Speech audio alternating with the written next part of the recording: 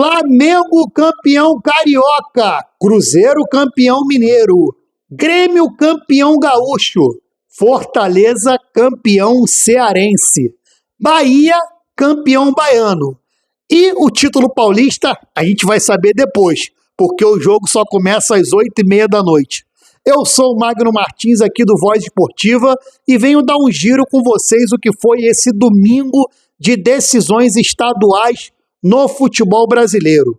O Flamengo, que bateu nos pênaltis intercalados por 5-4 Fluminense, numa partida boa, bem movimentada. O Flamengo teve domínio total do jogo, porém o Fluminense teve mais chance de fazer o gol no tempo normal do que o próprio Flamengo. O Fluminense finalizou muito mais, John Kennedy teve boas oportunidades, o Flamengo abusou de jogar bola na área, não conseguiu fazer o gol no tempo normal e o jogo foi para os pênaltis, com dois goleiraços, o Fábio e o Rossi, pegadores de pênalti.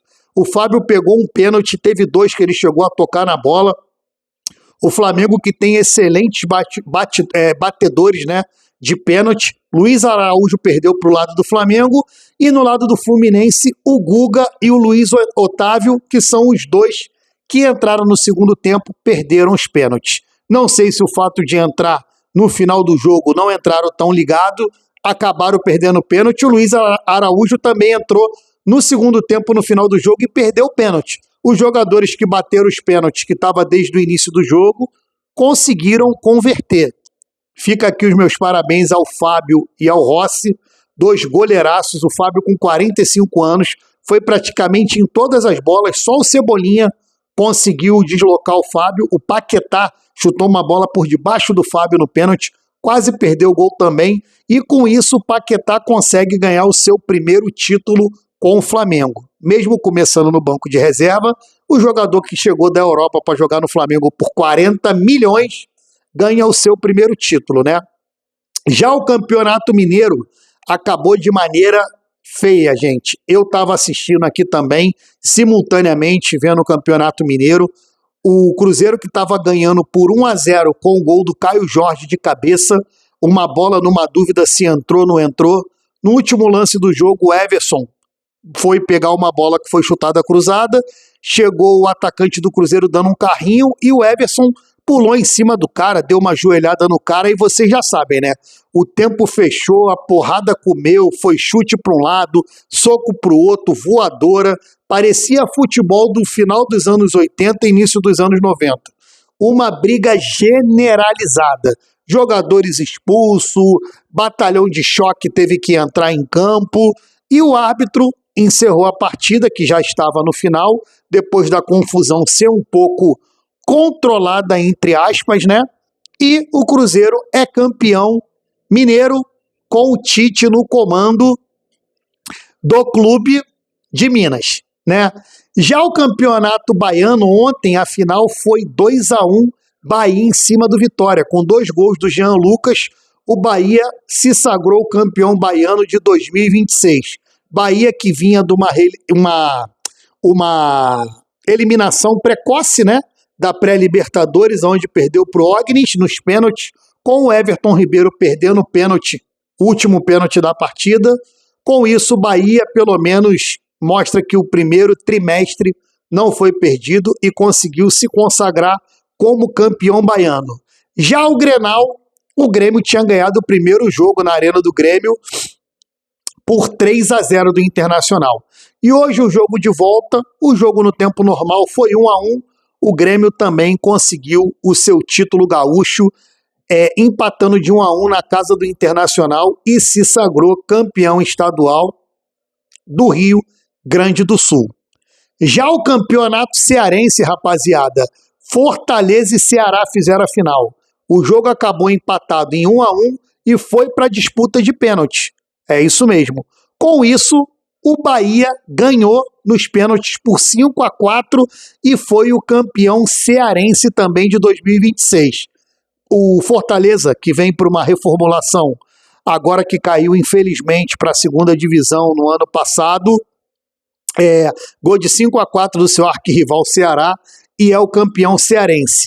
Agora eu quero saber para você aqui, torcedor, que você fale aqui comigo, quem chega forte agora para o Campeonato Brasileiro, para a Copa do Brasil, para a Sul-Americana, para a Libertadores, com o título do Campeonato Estadual. O Flamengo, apesar de ter perdido a Supercopa e a Recopa e ter tido seu treinador mandado embora nessa semana, já estreou com Leonardo Jardim ganhando nos pênaltis do Fluminense.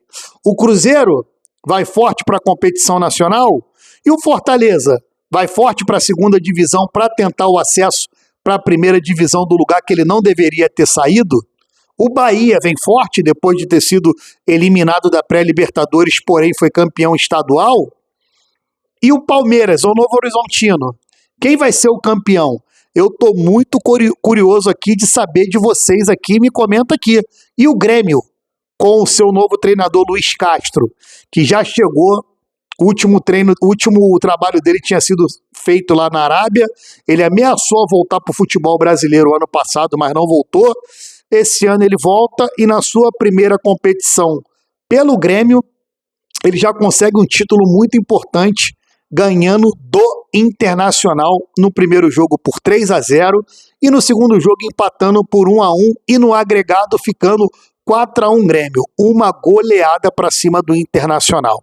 O Grêmio fica forte e o Internacional vai vir enfraquecido para a competição nacional depois de perder esse título para o seu arquirrival.